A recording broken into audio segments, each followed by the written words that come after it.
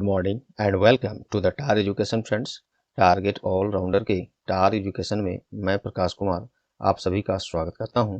दोस्तों, आज है 6 जून 2022, चूँकि संडे को डेली करंट अफेयर्स क्लास टार एजुकेशन पे नहीं होता, तो देखेंगे हम लोग पिछले 2 दिनों के सभी महत्वपूर्ण करंट अफेयर्स जो आपके आगामी सभी परीक्षाओं के लिए अति महत्वपूर्ण होंगे। साथ में देखेंगे ये सभी एक्स्ट्रा फैक्ट्स जो आपको औरों से आगे रखेगा। इस क्लास का पीडीएफ आप टार एजुकेशन के इन सभी सोशल मीडिया प्लेटफॉर्म्स और टार एजुकेशन के ऑफिशियल वेबसाइट से विजिट करके पीडीएफ और अन्य बहुत सारे स्टडी मटेरियल प्राप्त कर सकते हैं। सभी का लिंक नीचे दिया हुआ है, जरूर विजिट करें, जुड़ जाएं। दोस्तों, प्रश्न यहाँ हिंदी इंग्लिश दोनों में है, ऑप्शंस भी हिंदी इंग्लिश दोनों में है। आपसे आग्रह है कि क्लास को अंत तक अटेंड करें, तभी आपको इस क्लास का महत्व पता चलेगा। तो चलिए बिना देर किए शुरू करते हैं आज का class. First question is recently in which state Aanchal campaign has been started for pregnant women. हाल ही में किस राज्य में गर्भवती महिलाओं के लिए आंचल अभियान का शुरुआत किया गया है? सही जवाब है राजस्थान।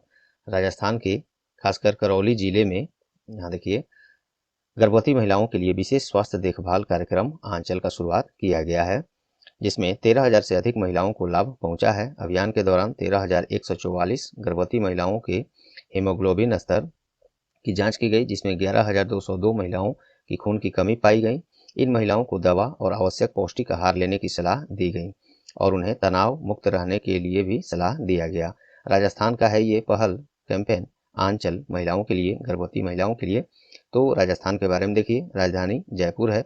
राजस्थान राज्य का स्थापना 30 मार्च 1949 में। मुख्यमंत्री वर्तमान में अशोक गहलोत हैं और राज्यपाल अर्थात गवर्नर कलराज मिश्रा हैं। ये तो रहे एक्स्ट्रा फैक्ट्स। आइए ऑप्शन से इसी प्रश्न पर आधारित इसी तरह के कुछ हाल फिलहाल के न्यूज इवेंट्स देखते हैं जो आपके एग्जाम्स के लिए काफ़ी महत्वपूर्ण होंगे। ध्यान से देखिए। उत्तर प्रदेश की न्यूज में है, तो उत्तर प्रदेश हाल ही में एक योजना, एक पोर्टल लॉन्च किया है, उसका नाम है संभव। संभव, ये संभव पोर्टल जो है उत्तर प्रदेश सरकार का है, इतना याद रखेंगे। किस लिए है? तो राज्य सरकार के द्वारा राज्य में ऊर्जा से संबंधित शिकायतों का निपटान के लिए ये एक पोर्टल लॉन्च किया है उत्तर प्रदेश सरकार ने, संभव, इसको याद रखिएगा।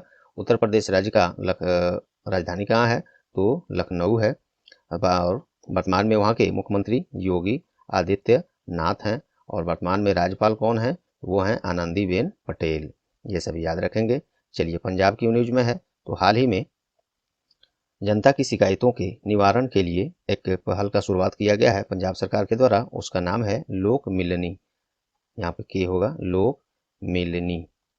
लोक मिलनी ये पहल का शुरुआत किस राज्य सरकार का है? तो पंजाब। इसमें जनता की शिकायतों का त्वरित निवारण करने का प्रयास किया जाएगा।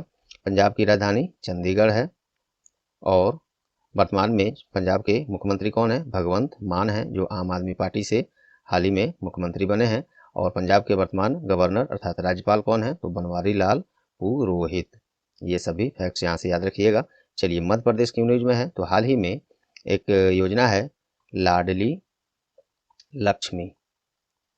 लाडली लक्ष्मी ये योजना किस राज्य सरकार का है? तो मध्य प्रदेश का है। इसके दूसरे चरण का शुरुआत पुनः मध्य प्रदेश में लाडली लक्ष्मी योजना का किया गया है। और मध्य प्रदेश के बारे में जान लेते हैं। मध्य प्रदेश राज्य का राजधानी भोपाल है।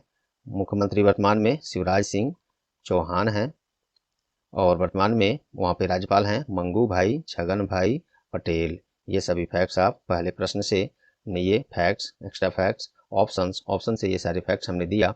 उम्मीद करता हूँ ये आपको पसंद आए होंगे, परीक्षा उपयोगी लगे होंगे। यदि लगे हैं तो अभी लाइक बटन दबा दें और लास्ट में इस सेशन को अपने एजुकेशनल ग्रुप्स जितने हैं सोशल मीडिया पर वहाँ, और वैसे फ्रेंड्स जो लोग तैयारी कर रहे हैं उन्हें शेयर करके टार एजुकेशन का सहयोग करें। और चैनल पर आप नए हैं या चैनल को अब तक सब्सक्राइब नहीं किए हैं तो अभी सब्सक्राइब बटन दबा दें और साथ में बेल आइकन भी दबा दें। और पहले से सब्सक्राइब जो लोग कर लिए हैं उनको कुछ नहीं करना, वो लोग केवल लाइक और शेयर करेंगे। आपका बहुत बहुत धन्यवाद दोस्तों। उम्मीद है मुझे पूरा कि आप लोग इतना सहयोग जरूर करेंगे। चलिए नेक्स्ट क्वेश्चन हम लोग देखते हैं। Recently who has been appointed as the first women managing director and executive officer of Union Bank of India. हाल ही में यूनियन बैंक ऑफ इंडिया की पहली महिला प्रबंध निदेशक और कार्यकारी अधिकारी अर्थात एमडी एंड सीईओ के रूप में नियुक्त किया गया है। सही जवाब है एम मनी मेखलाई। ये यूनियन बैंक की पहली महिला एमडी एंड सीईओ हैं। इसके साथ ही ये और ये एम मनी मेखलाई जो हैं राज किरण राय जी का स्थान लिए हैं, जो सेवानिवृत्त हो चुके हैं यूनियन बैंक के एमडी एनसीओ से। चलिए इसके साथ ही 2 पॉइंट और ये देख लीजिए, इसका भी ये भी अपॉइंटमेंट है, साथ ही में अनाउंसमेंट सरकार ने किया है। अजय कुमार श्रीवास्तव को इंडियन ओवरसीज बैंक यहाँ पे छूट गया है, IOB इंडियन ओवरसीज बैंक की नए प्रबंध निदेशक और कार्यकारी अधिकारी नियुक्त किया गया है। साथ में स्वरूप कुमार शाह को पंजाब एंड सिंध बैंक के नए एमडी एनसीओ के रूप में नियुक्त किया गया है। यूनियन बैंक के बारे में देख लीजिए, इसका स्थापना 11 नवंबर 1919 में, मुख्यालय इसका महाराष्ट्र के मुंबई में है और चेयरमैन वही हो गए M Manimekalai, MD and CEO chairman यही हो गए। चलिए नेक्स्ट इसमें ऑप्शन हम लोग देखते हैं, क्योंकि ये प्रश्न पर आधारित हम लोग ऑप्शन रखते हैं, काफ़ी कुछ यहाँ से सीखने को आपको मिलेगा। देखिए अभिलाषा बराक, जैसे कि प्रश्न में आपने देखा कि पहली महिला, ऐसा प्रश्न में है, तो हमने ऑप्शन में भी वैसी महिलाओं को ही यहाँ पे चुना है जो पहली ऐसी कहीं पे कुछ योगदान या कोई उपलब्धि हासिल किए हैं। तो अभिलाषा बराक, इनका पूरा नाम कैप्टन अभिलाषा बराक है।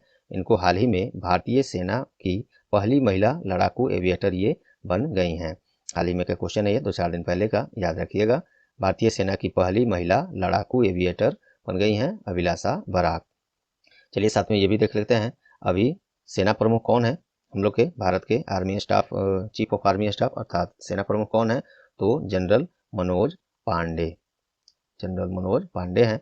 अभी ये एयर चीफ ऑफ एयरफोर्स कौन है अभी, तो वो हैं विवेक राम चौधरी, अर्थात ये वायुसेना प्रमुख कौन है, तो विवेक राम चौधरी हैं। अभी नौसेना प्रमुख हम लोग के कौन है, अर्थात चीफ ऑफ नेवल स्टाफ, तो वो हैं एडमिरल आर हरि कुमार। ये सभी यहाँ से आप याद रखेंगे। चलिए ये देखते हैं लखपा शेरपा ये सर्वाधिक, सबसे अधिक 10 बार 10 टाइम्स 10 बार माउंट एवरेस्ट पर चढ़ाई करने वाली पहली महिला पर्वतारोही बन गई हैं। कौन, लखपा शेरपा। माउंट एवरेस्ट पर ये चढ़ाई उन्होंने किया है और ये 48 वर्षीय नेपाली पर्वतारोही हैं। लखपा शेरपा सबसे अधिक 10 बार ये माउंट एवरेस्ट पर चढ़ाई करने वाली पहली महिला बन गई हैं। माउंट एवरेस्ट कहाँ है, तो वो नेपाल और चीन के सीमा पर स्थित है और विश्व की सबसे ऊंची पर्वत चोटी है, ये भी आप जानते हैं। और माउंट एवरेस्ट की कुल ऊंचाई कितनी है, तो वो है 8,848.86 मीटर। और इसमें जो ये पॉइंट के बाद 86 देख रहे हैं, ये सेंटीमीटर में है। ये बढ़ोतरी हाल ही में दर्ज की गई है माउंट एवरेस्ट की ऊंचाई में से, इसको याद रखिएगा। चलिए अगला है रितु खंडूरी, ये हाल ही में उत्तराखंड विधानसभा की पहली महिला स्पीकर चुनी गई हैं, रितु खंडूरी। उत्तराखंड राज्य का 2 राजधानियां हैं, एक है देहरादून जो विंटर सीजन के लिए है और दूसरा है गैरसेन ये समर सीजन के लिए वहाँ का राजधानी है। उत्तराखंड के वर्तमान मुख्यमंत्री पुष्कर सिंह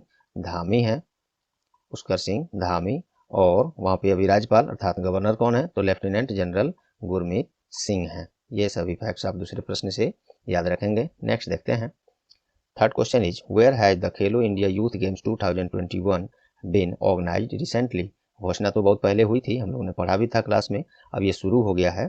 खेलो इंडिया यूथ गेम 2021 का आयोजन कहाँ किया गया है, शुरू हो गया है, तो ये हरियाणा में भी कहाँ पे, तो देखिए इसको मैं आगे बताता हूँ आपको। एक्चुअली ये देख रहे हैं आप 2021 इसमें लगा हुआ है 2021 में ही होने वाला था, लेकिन कोविड-19 के कारण इसको कई बार इधर से उधर टाला गया, लेकिन फाइनली अब हरियाणा में 4 से 13 जून 2022 तक जारी है, किया जा रहा है। और खेलो इंडिया यूथ गेम्स 2021 का शुभंकर है, मोस्ट इंपोर्टेंट ये पॉइंट, धाकड़। शुभंकर अर्थात मैस्कॉट क्या है, तो धाकड़, इसको याद रखिएगा। अभी युवा एवं खेल मंत्रालय के अनुसार खेलो इंडिया यूथ गेम 2021 का आयोजन हरियाणा के पंचकुला के अलावा शाहबाद, अम्बाला, चंडीगढ़ और दिल्ली में भी आयोजित किए जाएंगे। वर्तमान में खेल और युवा मामलों के मंत्री कौन है, श्री अनुराग सिंह ठाकुर हैं। चलिए इनका संसदीय क्षेत्र क्या है, कमेंट में बताइए। चलिए अब प्रश्न पर आधारित हम लोग ऑप्शंस भी देख लेते हैं, ये वेन्यूज से संबंधित प्रश्न है, तो चलिए इसके देख लेते हैं। कर्नाटक की यूनिज में है, तो अभी हाल ही में कर्नाटक के बेंगलुरु में खेलो इंडिया यहाँ पे होगा इंडिया यूनिवर्सिटी गेम्स 2021 खेलो इंडिया यूनिवर्सिटी गेम्स 2021 का आयोजन कर्नाटक के बेंगलुरु में किया गया है और इसका भी मैस्कॉट जारी किया गया है, अर्थात खेलो इंडिया यूनिवर्सिटी गेम्स का उसका मैस्कॉट अर्थात शुभंकर क्या है, तो वीरा। देखिए यहाँ पे मैं लिख रहा हूँ वीरा, इसको याद रखिएगा। चलिए गुजरात की न्यूज में है। तो और एक और चीज़ कर्नाटक से याद आया मुझे, अंतर्राष्ट्रीय योग दिवस 2022 का आयोजन कहाँ किया जाएगा? तो वो भी कर्नाटक के बेंगलुरु में ही किया जाएगा, मैसूर में, कर्नाटक के मैसूर में, बेंगलुरु नहीं, कर्नाटक के मैसूर में अंतर्राष्ट्रीय योग दिवस 2022 का आयोजन किया जाएगा। 21 जून को मनाया जाता है अंतर्राष्ट्रीय योग दिवस, उसमें मोदी जी भी शामिल होंगे। अब है गुजरात, ये न्यूज में क्यों है? तो 11वें खेल महाकुंभ का आयोजन कहाँ किया करने का घोषणा किया गया है? तो ये गुजरात के अहमदाबाद में, 11वें खेल महाकुंभ गुजरात के अहमदाबाद में। नेक्स्ट ऑप्शन है हिमाचल प्रदेश, यहाँ पे 9th अर्थात 9वां राष्ट्रीय आइस हॉकी चैंपियनशिप 2022 का आयोजन किया गया है। कहाँ पे? तो हिमाचल प्रदेश में। चलिए ये सब रहे फैक्ट्स तीसरे प्रश्न से। नेक्स्ट हम लोग देखते हैं चौथा, on which day world environment day has been celebrated recently? हाल ही में किस दिन विश्व पर्यावरण दिवस मनाया गया है? सही जवाब है 5 जून, 5 जून को विश्व पर्यावरण दिवस अर्थात वर्ल्ड इन्वायरमेंट डे मनाया गया है। 5 जून को ये मनाया जाता है विश्व पर्यावरण दिवस, शॉर्ट में WED बोलते हैं, वर्ल्ड इन्वायरमेंट डे।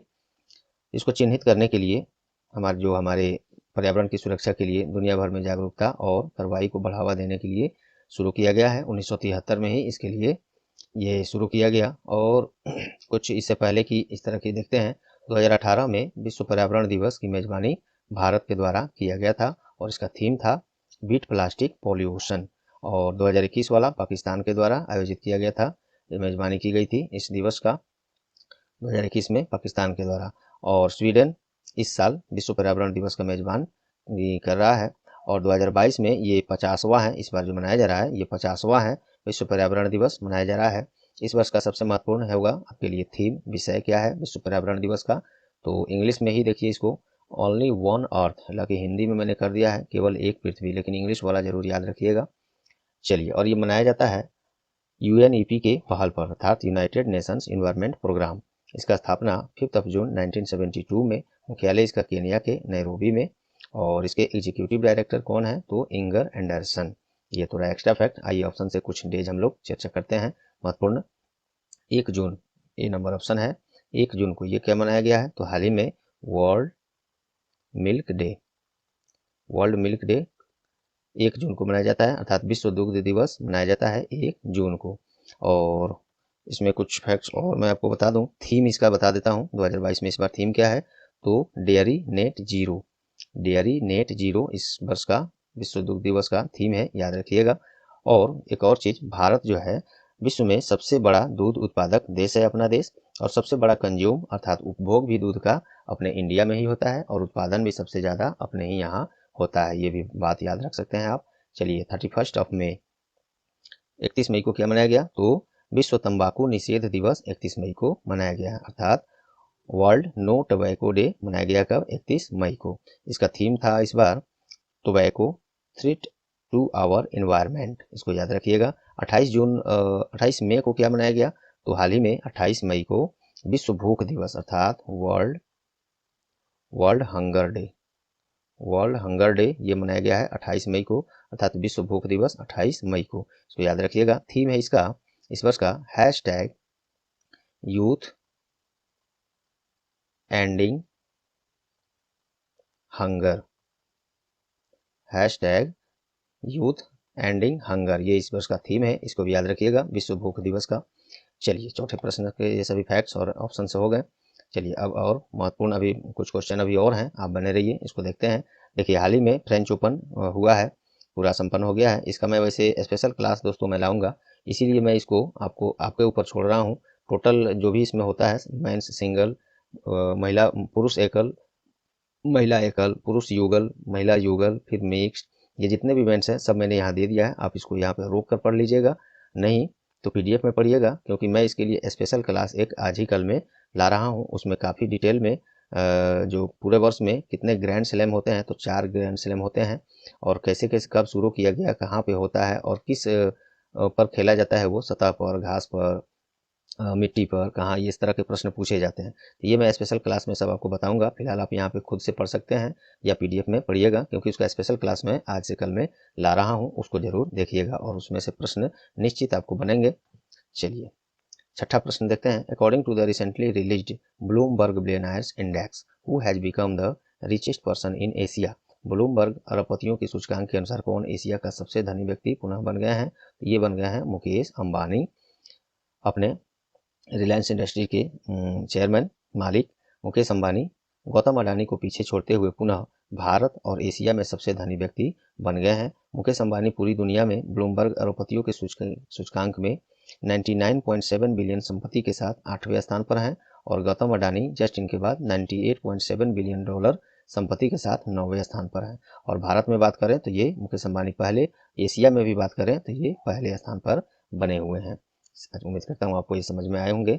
चलिए, हाल ही में भारतीय नौसेना की कौन सी जहाज को डीकमीशन अर्थात सेवा मुक्त कर दिया गया है? तो ये INS अक्षय और INS निशंक। इसको अब 32 वर्ष की सेवा के बाद अब इसे सेवा मुक्त कर दिया गया है, डीकमीशन कर दिया गया है। नौसेना की बात हुई है तो देखिए, अपने इंडियन नेवी का स्थापना 26 जनवरी 1950 में नौसेना प्रमुख अभी R हरि कुमार हैं। नौसेना दिवस 4 दिसंबर को हम लोग मनाते हैं। नेक्स्ट है, हाल ही में कहाँ वायुसेना का विरासत केंद्र अर्थात हेरिटेज सेंटर का बनाने का घोषणा किया गया है? तो ये चंडीगढ़ में। विभिन्न युद्धों में भारतीय वायुसेना की भूमिका और इसके समग्र कामकाज को प्रदर्शित करने के लिए चंडीगढ़ में वायुसेना हेरिटेज सेंटर अर्थात विरासत केंद्र जिसे कहेंगे बनाने का घोषणा किया गया है। इंडियन एयरफोर्स के बारे में देखिए, स्थापना इसका 8 अक्टूबर 1932 में। अभी इंडियन एयरफोर्स के चीफ कौन है? तो विवेक राम चौधरी हैं। इनके पहले RKS भदौरिया थे। और इंडियन एयरफोर्स में वाइस चीफ अभी कौन है? तो संदीप सिंह हैं। और हम लोग वायुसेना दिवस कब मनाते हैं? तो 8 अक्टूबर को। और इंडियन एयरफोर्स का, अपने भारतीय वायुसेना का मोटो क्या है? Touch the sky with glory. ये भी पूछा जाता है, इसको ध्यान रखिएगा। नेक्स्ट है, हाल ही में केंद्र सरकार के द्वारा हाई स्कूल के छात्रों के लिए आवासीय शिक्षा के लिए कौन सी योजना शुरू किया गया है? तो इसका नाम है श्रेष्ठ, इंग्लिश में भी है यहाँ पे श्रेष्ठ।